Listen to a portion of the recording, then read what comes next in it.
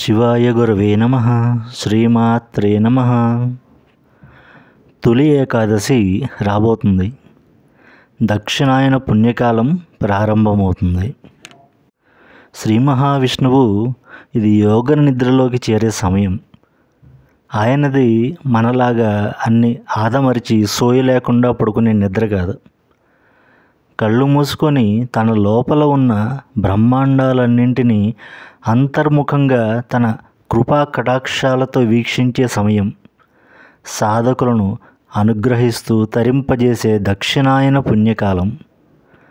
ప్రస్తుతం భూగోళం అంతా యుద్ధాలతో, అంతర్యుద్ధాలతో, సైతాన్మతాల విజృంభణలతో అల్లకల్లోలంగా ఉంది.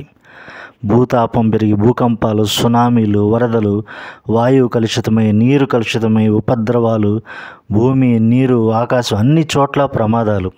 పాపాత్మల భారంతో తల్లడిల్లిపోతున్న ఈ భూతాపం చల్లారేది ఎలాగా? ఈ భూమిని మొట్టమొదలు అంటే ఆది కృతయుగానికి పూర్వం హిరణ్యాక్షుడిని సంహరించి భూమిని ఉద్ధరించిన శ్వేతవరాహమే ప్రస్తుత పరిస్థితులను చక్కదిద్దగలిగేది. ఆయన ఎక్కడో లేడు, మన తిరుమల కొండపైనే కొలువై ఉన్నాడు. లోక సంరక్షణ కోసం సిద్ధమంత్రం ఛానల్ తరపున సాధకులంతా జపాలు, హోమాలు చేస్తున్నాం. కానీ సాధకుల సంఖ్య తక్కువ మందే కదా.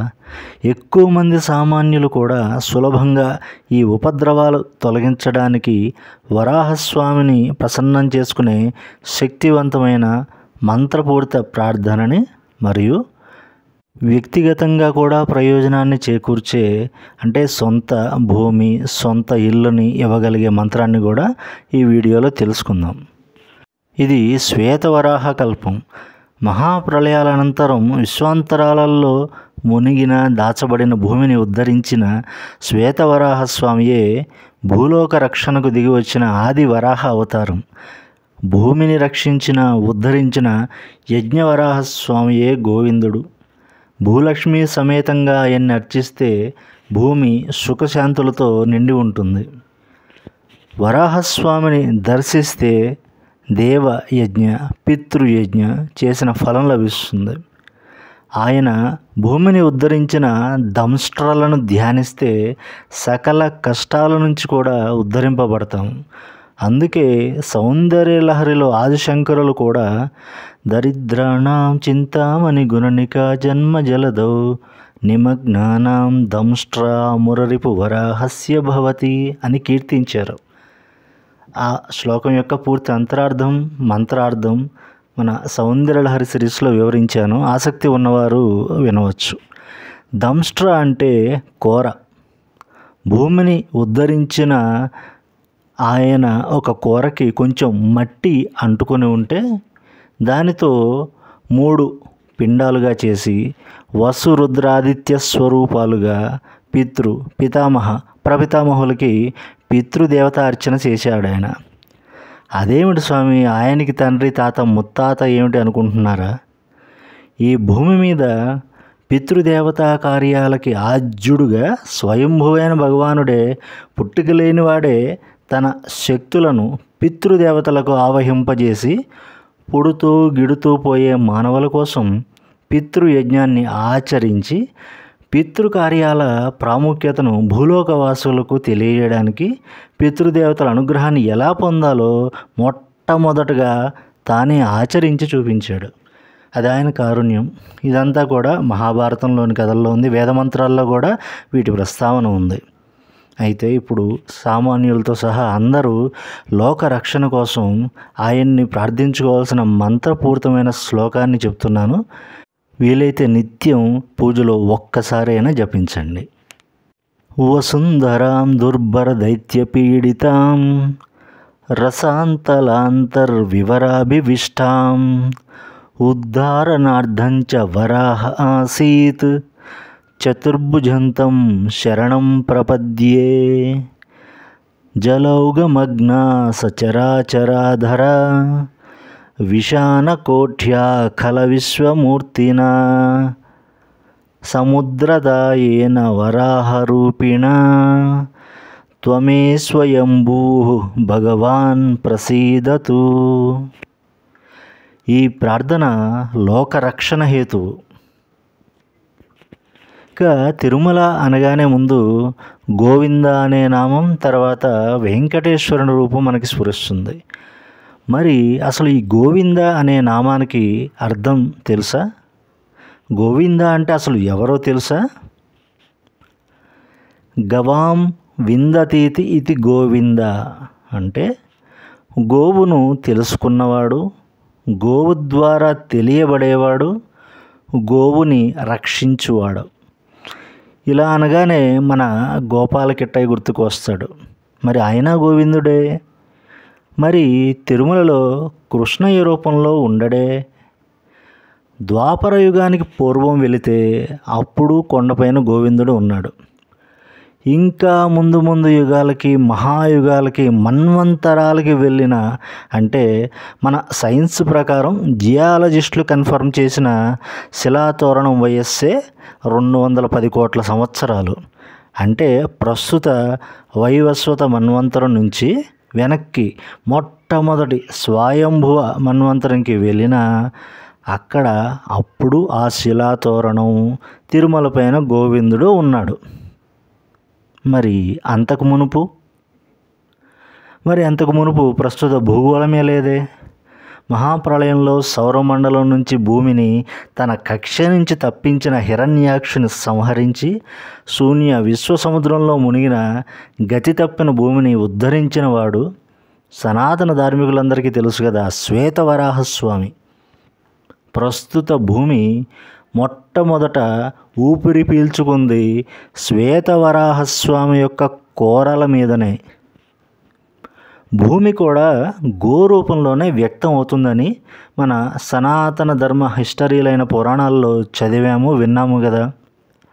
భూమిని కూడా గో శబ్దంతో పిలుస్తాము.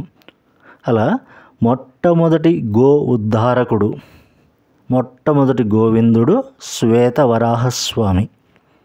ఆ తర్వాత ఆదికృత యుగంలోని అఖిలాండకోటి బ్రహ్మాండ నాయకుడు వైకుంఠంలోని ఆనందాచల సహితంగా ఆనంద నిలయంలో భూమిపైన బ్రహ్మాదుల తపస్సు, ముక్కోటి దేవతల ప్రార్థన మేరకు అర్చారూపంలో శ్రీ వెంకటేశ్వరునిగా, శ్రీనివాసునిగా వెలియడం జరిగింది. వరాహస్వామిచే ఉద్ధరింపబడిన భూమిని మరి రక్షించాలి కదా. గో అనగా భూమి. భూరక్షకుడై యుగ యుగాల నుంచి భూమిని రక్షిస్తున్న శ్రీనివాసుడే గోవిందుడు. తన తల పగిలి రక్తం చిందిన గోవుపై గొల్లవాని కర్ర దెబ్బ పడకుండా గోవుని కాపాడిన శ్రీహరియే గోవిందుడు. వరాహస్వామి, శ్రీనివాసుడు ఇద్దరు తిరుమల కొండపైనే ఉంటిరి మరి.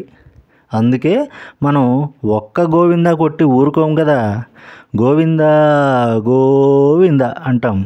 అంటే మొదటి గోవింద వరాహస్వామి వారికి, రెండవ గోవింద కలియుగ రక్షకుడైన వెంకట నాయకునికి.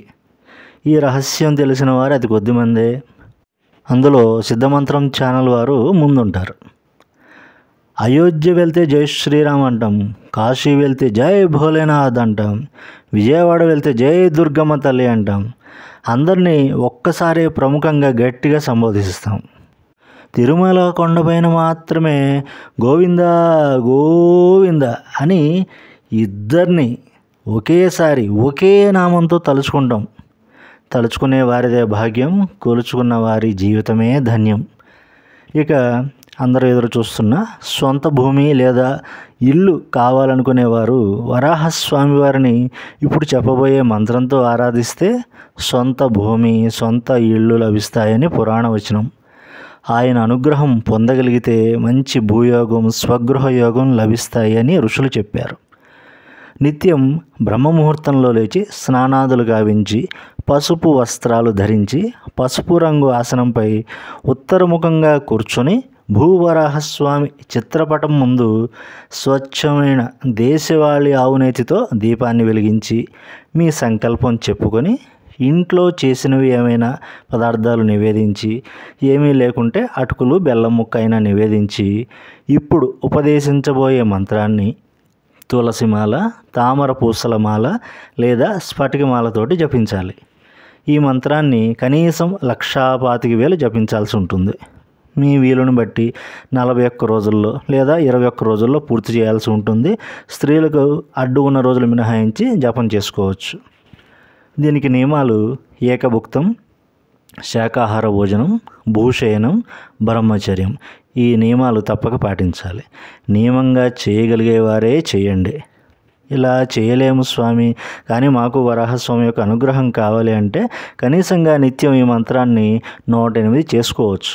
108 చేయడానికి ఎటువంటి నియమాలు లేవు. భక్తితో శ్రద్ధగా చేయండి. మంత్రం ఉపదేశిస్తున్నాను, వెన్ను నిఠారుగా పెట్టుకోండి. నాతో పాటు 3 సార్లు ఉచ్చరించండి. ఓం నమో భగవతే వరాహరూపాయ శ్రీం భూర్భువస్సువః గ్లౌం భూపతయే భూపతిత్వం మే దేహి దాపయ స్వాహా. ఓం నమో భగవతే వరాహరూపాయ శ్రీం భూర్భువస్సువః గ్లౌం భూపతయే భూపతిత్వం మే దేహి దాపయ స్వాహా. ఓం నమో భగవతే వరాహరూపాయ శ్రీం భూర్భువస్సువః గ్లౌం భూపతయే భూపతిత్వం మే దేహి దాపయ స్వాహా. తదుపరి వీడియోలో ఇంతవరకు ఎవ్వరూ చెప్పని శ్రీ వెంకటేశ్వర స్వామి యొక్క మంత్రరహస్యాలు తెలుసుకుందాం. ముఖ్యంగా సాక్షాత్ వైకుంఠం, ఆదిశేషుని రూపం, సాక్షాత్ హరి రూపమైన సాలగ్రామ కొండపై కాళ్ళతో ఎక్కి తొక్కి నడిచి పాపం మూటగట్టుకోకుండా అద్భుతమైన రహస్యమైన తిరుమల నడిచి ఎక్కేవారు, పైన తిరిగేవారు అందరూ తప్పకుండా చదివి తీరాల్సిన శ్లోకాన్ని తెలుసుకుందాం. శుభమస్తు. ఏడుకొండలవాడ వెంకటరమణ గోవింద గోవింద.